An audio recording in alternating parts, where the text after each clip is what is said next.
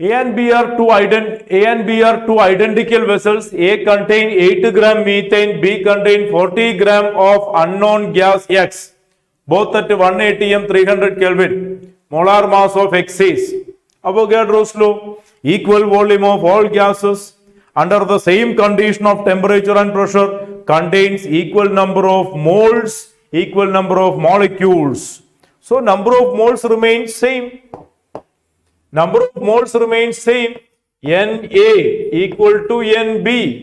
That is mass of A by molar mass of A equal to mass of B by molar mass of B. Mass of A എത്രയാ?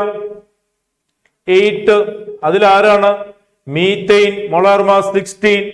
അപ്പുറത്ത് എത്രയാ? 40. Molar mass എത്രയായിരിക്കുന്ന ചോദ്യം? For 8 it is 16. For 40 it will be 18. Because ഇതിന്റെ double ആണ് ഇത്. ഇതിന്റെ double ഇവിടെ വരും 80. Option A.